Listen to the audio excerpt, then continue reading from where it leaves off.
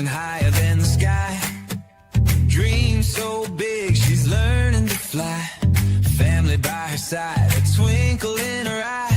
Building her empire, waving down goodbye. Pretty smart, and she's on a roll. Heart on fire, got an unshakable goal. Dreams of family, she's got the mix just right. Rising like the sun, burning so bright. Hello and welcome to Pretty Smart Business Podcast. I am your host, Sheena White, and we have a very special guest today. Her name is Manouchka Elefant or Elefant. I am going to say that wrong. Sorry, Manouchka. We had to ask your last name before we got on. Okay, she is the founder of Hey Boss Mama, where she helps mom entrepreneurs reclaim their time, simplify marketing, and build successful businesses without burnout. Can I get a hell yeah on that one?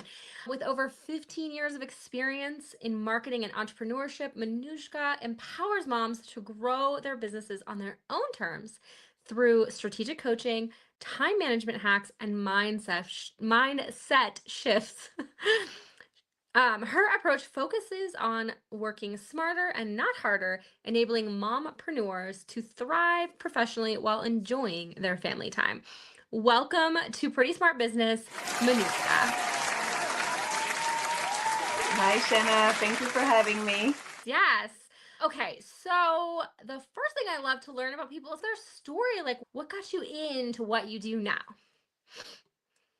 My story, I think, is quite common to a lot of mom entrepreneurs. I had started my business in 2020, COVID and all of that jazz. And basically, things were going pretty well. And we decided to start a family. And I thought, I'm going to take my maternity break, just a few months, get my footing, be there for the baby. And then business is going to start as usual, right? I'm just going to be 100% an entrepreneur and 100% a stay-at-home mom. Because I had heard that babies sleep most of the time. And, like Instagram as well, you see all those mom entrepreneurs who seem to just juggle it all like it's easy. They're constantly online. They're constantly filming reels and doing all kinds of stuff. And you're like, oh, they're doing it. It looks really easy. But what they're not showing you is that they're actually got a team of people to help them do that. And so I was really naive. And when I tried to do it all at the same time, that's when I realized it wasn't possible. Oh, yeah. That's for sure. When you came back from maternity leave, you were trying to do it all and you realized that is impossible. I've recorded, I think, about 15 interviews so far for my podcast. And let me tell you, this happens all the time with everyone. Oh yeah, I have a whole nother podcast too that we're at episode 85 or something like that. So yeah. Oh, good. All right. All right. You're not worried then. Good. Okay. So basically, that's when I realized I had to make some shifts because I was going to burn out if I wasn't focusing on one thing at a time when I was doing it. In order to really be present for my son. I didn't want to feel guilty that I was checking my Instagram or sending emails while I was taking care of him. And I also wanted to be fully present for my job because that is my second baby after all. Yeah. And so for me, it really came to a realization that I had to find a different pace. What's beautiful in all of this is that I wanted to have conversations with other mom entrepreneurs because I thought, I don't need to reinvent the wheel. They're already doing it, right? It's about having the right systems in place, but also understanding how others are doing it. And so this led me to the idea of starting a podcast around that. And that's how Hey Boss Mama came about. And as I did that, I realized my passion, my mission had changed because originally my business was a marketing agency.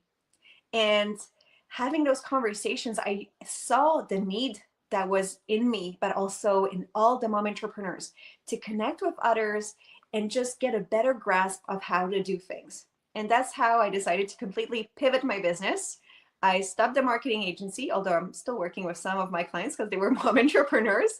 And now I have the podcast. I'm doing one-on-one coaching, group masterminds as well. And it's just amazing. I just love it. And showing up for work not only is fun, but I just feel fired up by what I'm doing. I love it. I love it so much. Why do you think so many mom entrepreneurs spend so much time on social media and just don't ever get results?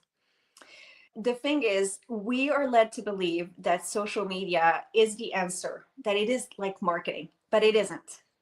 Social media can actually be such a drain in terms of your energy, in terms of your efforts. And I think there's a completely miscalculation when it comes to that, because social media is not what it used to be. 10 years ago, more or less, when you got on social media, you could create yourself an audience organically. And that meant you didn't have to have any ad spend. But the thing is, platforms like Meta or LinkedIn, they're there to sell you their eyeballs, all the eyeballs of all the people that are subscribed to their platforms, which is normal. They're a business. But it also means that unless you're putting money into it, you're not going to get any results. And so the way that I like to look at social media is that it's an opportunity for conversation. It's a way to nurture the audience that I already have, and little by little it will grow, because if you're having fun with it and if you're sharing things that your audience finds valuable, then it will naturally grow. But it's not going to grow at a pace where you're going to get 1,000, 2,000, 10,000 followers in just a year. And having the right expectations and deciding to use it as a tool of communication rather than growth, it changes your perspective completely, and it lets you have fun with it, because a lot of mom entrepreneurs are scared of social media. Okay. Why do you think they're scared of social media? Because they think they have to do silly dances, that they have to show up with their faces on all their videos and have reels, and that it's such a commitment in terms of time, and that they have to produce all the time more and more content. But the thing is, social media, the lifespan of a post is about 24 hours, and that's most platforms. And so there's that sense of, I don't want to participate in that. It sounds like a rat race that I'm going to lose. And mom entrepreneurs already have so many plates to juggle. One more spinning plate and they're just going to crash it all. So that's how I see it. Yeah, I always say to people, you can spin a lot of plates, but you can't start spinning more than once at one time. Yeah. And I think that's what a lot of entrepreneurs in general try to do. So you have to like spin one, then the next. So I have 3 kids, so trust me, I get it. So you know. And you think, okay, so you only have the one? Yes, And in he's 19 months. okay. So you think that it's going to get easier when they get So older? It just gets yeah, different. It doesn't get for me, easier, I'll tell you. the big transition has Mhm. been when I got some help. Because although I did get some help in the Mhm. beginning, it was from my mom, which was amazing, but it also came with a lot of strings attached. When you're asking help from family, it's always a little bit more complicated. And then I got a childminder 2 days a week. And this has completely changed my approach to time, but also to my own well-being.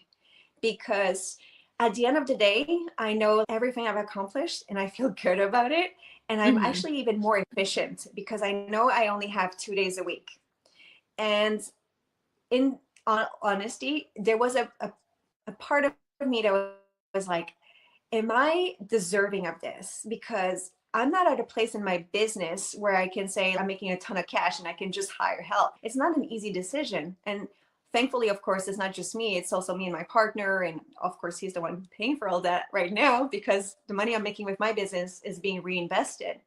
But at the same time, many mom entrepreneurs, when they're starting out, they don't have the budget for that. There's a Mhm. point where you have to invest, because otherwise you're not going to be able to grow. And it's not an easy decision. It's not available to everyone. But when you are able to do that, it makes a huge difference. Yeah, no, I would 100% agree. So I actually started my first business when my son was not quite a year old. So I already had the baby, and then we decided to start the business. And my ex and I, he's my ex now, but not at the time, we started the business together, and he did all the work, but I did all the sales. And I had a friend who watched my son 2 days a week so I could go out and do estimates and stuff like that, and do networking events and all the things. And if it wasn't for her, and I did pay her, but First, I paid her in like goods. Like I had, from when I was single, I had a whole bunch of like nice handbags and all these like fancy things. So I paid her in fancy things, which I sounds like that ridiculous. when I was single, I had all these things. Yes, they were from when I was single and had a really good job. And, and then, so then I paid her in the fancy things that, I was like, hey, I don't have any money, but I have this really nice bag. Yeah. And she was a stay-at-home mom, so it worked out. But long story short, I really, and she's still my best friend, but if it wasn't for her, then I would have had to, figure it out and pay someone else. Because I think that time is so important, and you do deserve the time to focus on your business. And another thing that we need to include in that time though, and personally, I put that in when I still have my mom helping me once a week. That's when I also plan my well-being time. So every week I look at my calendar and I make sure there's 1 hour for myself. So it's not always the same. Sometimes I'll go for a gym class or a massage, or even just time for myself in a coffee shop with a good book with no disruptions. And it's such an important part of making sure that I feel good as a woman, as a mom, as a business owner, but that I'm able to show up for everything else because I also showed up for myself. Yeah, you can't pour from an empty cup, right? Yeah, exactly. Yeah. Yeah, and as kids get older, like their needs change, but it's still, and it's like pickups and drop-offs. And my son does hockey, and so they have hockey, and then my daughters do a School of Rocks, and it's, School of Rock this, and it's all the things all the time. How can mompreneurs streamline their marketing and not feel that burnout?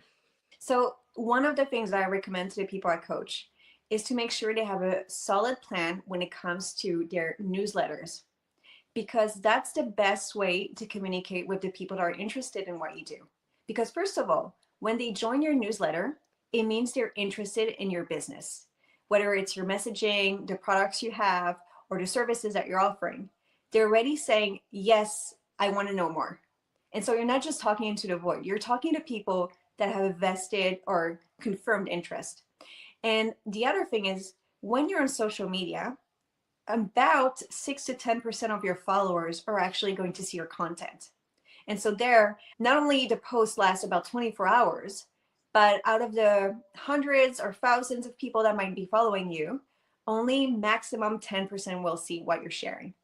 Whereas when you're having a newsletter that people know that they can expect, and that you're going to be sharing, whether it's behind the scenes, tips, articles, or even promotions, launches, all of that, they're going to get it in their inbox. And then you can see exactly who clicked, what information were they most interested in, how many people are actually following through with the offers that you're sending, all of that. Plus you're owning that database. Whereas when you're on social media, and there's so many horror stories of entrepreneurs who had huge accounts active for many years, and all of a sudden it just disappears. So it's really important to have that kind of ownership when it comes to your audience. Oh, yeah. I think right there, that's some gold that you just dropped that I think everyone needs to take a minute and digest. Like when you are utilizing platforms that are owned by others, that is at their discretion. Right? So like I have the horror stories too, like of people that went from having multi-million dollar businesses on Facebook and Instagram to nothing overnight. And so if you're not building your database that you own, then you are really beholden to them. And also, why are Facebook and Instagram and all these platforms worth so much money? It's because of the database, because they own that database of all these people. So if you want to help build your business into something that is actually valuable and saleable, a database is cash money if to a potential buyer of your business. Completely. It's a business asset, and it's not for nothing. When you're thinking of it in that way, you're being really strategic about your business too, but not just in the present, in the long term.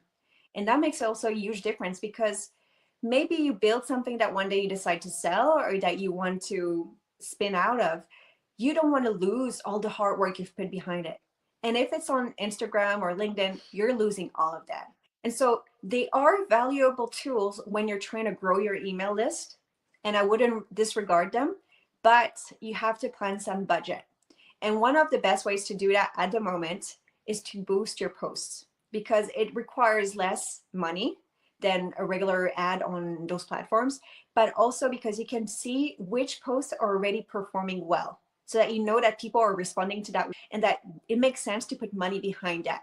But you have to be strategic with that. Is it something that's going to give you more followers or eyeballs onto your account because it's about you and what you're doing and you know that resonates well? Or is it really specifically about your offer?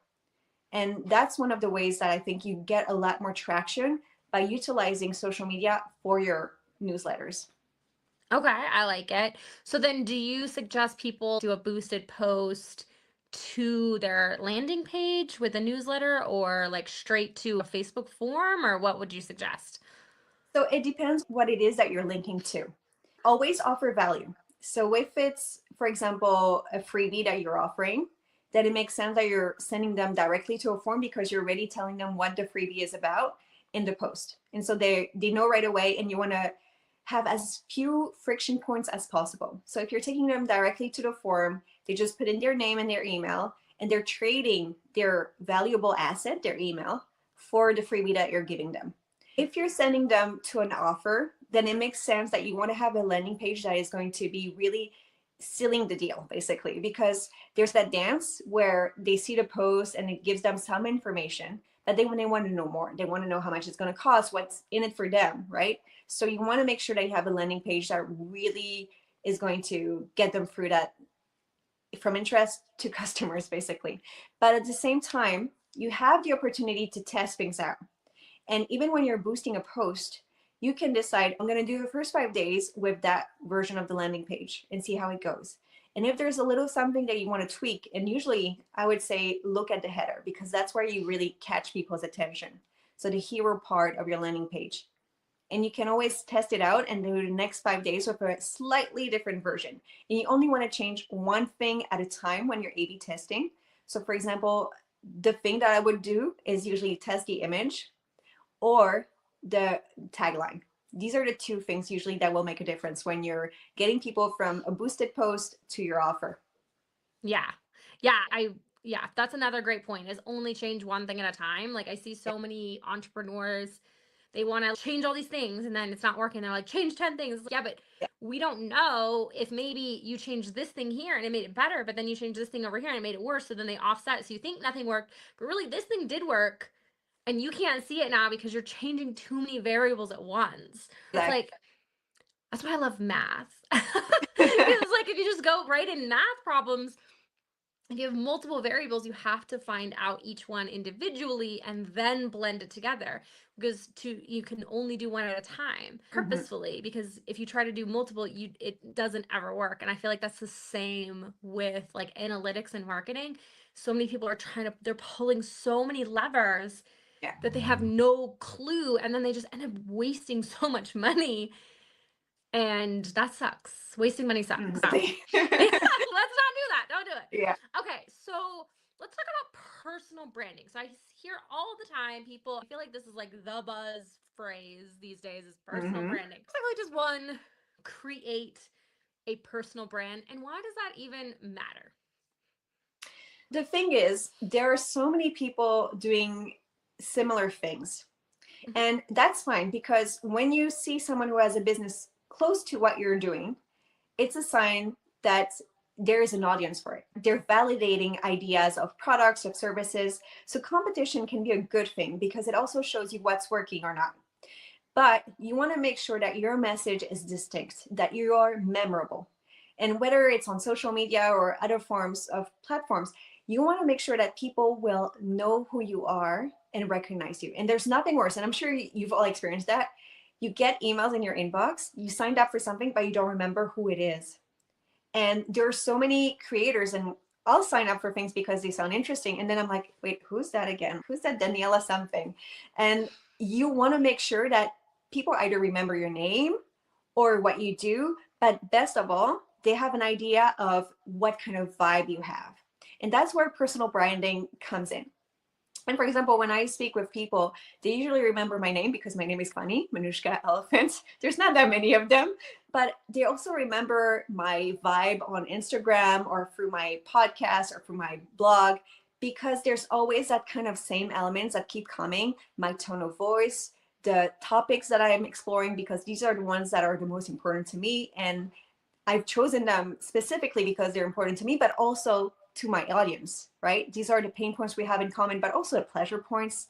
And that's a different topic, but I think it's something that we really need to explore when it comes to marketing, the pleasure points. Aside from that, when it comes to your personal branding, it's all about creating that atmosphere that will make people want to connect with you, come back, but that make you memorable. Yeah.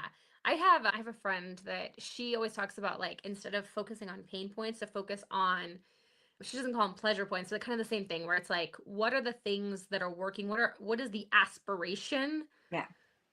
aspirational elements of your offer and things like that. And so she's like, focus on the good stuff. Like, why is everyone Yeah. talking about the poopy stuff? Like, everyone knows they're in the poopy stuff. Let's focus on all the fun stuff and the good stuff. And it's funny to me because I never really wanted to focus on all that like nastiness. I'm like, okay, I can tell you the 10 Mhm. reasons why, like, where you're at sucks. But once you build a profitable business and you're making more money, like, then you have all these fun things you can do, and that's way cooler. Yeah, definitely. So yeah, let's focus on the pleasure points. Okay. So what is, like, one overlooked marketing tactic that can really make a big impact? Like we mentioned before, the first one is the newsletters, because Okay. I'll say about easy 80% of the mom entrepreneurs that I've worked with, but also that I speak to on a regular basis, they're either not utilizing email at all, or they haven't even thought about doing something with all the emails they have sitting somewhere on their computer. And that's just crazy, because that's like having landmark real estate that you just close down and forget about. That makes no sense. So really utilizing your email marketing is the number one thing that is overlooked. The second one, I think it's really more in terms of what type of business you have. Do you have a service? Do you have a digital product, a physical product? And that will change your strategy and your tactic. But the overarching thing will be, you want to make sure that you're really always talking to the right people. And I think it's natural. Like we're scared of turning off people, because when we're starting, we want to make sure that we have as many opportunities, as many sales as possible. But you can't please everyone. You can't be for everyone. But most damaging is that if you're talking to everyone, you're not talking to the people that are most important to your brand. And definitely that's the second thing. You want to make sure that you're always keeping your audience in mind. And whether it's their pleasure points or their pain points, that's what it has to be about. I love it. Yeah. Yeah. I think so many times, like, I tell my clients, like, you want to be a magnet, right? Yeah. But the strongest magnets, what are they? They're also very polarizing, right? Mm-hmm. Be a strong magnet for what you want. You also have to push away what you don't. I think a lot of times as women entrepreneurs, we are really uncomfortable Yeah. with saying we don't like something. I did a talk once and I was like, think about the worst client you ever had. And I'm like, don't lie. You have somebody in your mind right now. I'm like, you don't want more of that person. So let's Yeah. be real. Let's be honest with ourselves that we don't want that. And then think about your best. Okay, cool. Let's figure out what makes the differences, and the one we liked the most, what is special about them, and let's market to them. That's our ideal client. Definitely. Stop saying yes to this person and then not having enough time to say yes to this, you Yeah. know? Yeah. And when you're in a business where you're trading time for dollars, that also means that every time you're saying yes to someone who's not a good fit, you're saying no to the people who are. Exactly. Exactly. Yeah. So, yeah, be honest with yourself and be okay with not liking everyone. Nobody likes everyone. It's Yeah. okay. Definitely. Like what's magical when you're accepting that and you're not scared anymore is that Mhm. the people that resonate with who you are as a person, and whether it's your values, your identity, all of that, then they'll be even more excited about what you're doing because they can trust in you, because you're a Exactly. full authentic person showing up unapologetic unapologetically. I don't know how to say that, but it's really Yes. about showing your true self. That's what will get people to stick around. Yeah. Yeah. Because vanilla is some people's favorite flavor, but it tastes better with mix-ins. Okay. Okay. So how can people connect with you? You talked about having a podcast, so tell us all about it. How can people connect with you and learn more about Hey Boss Mama? I have the podcast since Mhm. January. I launched it for my 40th birthday. It was something Yay. that was a big project for me. And you know what's funny is that my self perception was the thing that was stopping me from launching. And then I got over myself and I was like, it doesn't need to be perfect. Just do it. And that worked because I was authentic with myself. And that's how Hey Boss Mama feels. I think it's conversations. It's also some of my own takes on marketing and mindset and business. And I'm also planning some episodes that are a little bit more about motherhood and things are a little bit more touchy feely. But mostly it's business, it's conversations with other mom entrepreneurs, giving their insights. And that's the conversations that I wanted to have in the beginning. So find me on Hey Boss Mama. I'm on all the platforms where you find your podcast. So Spotify, Apple, YouTube, you name it. And come and say hi. I love it. I love it. Thank you so much for being on the Pretty Smart Business podcast, Manouchka, and I can't wait to collaborate with you in the future. Likewise. Thank you, Shanna.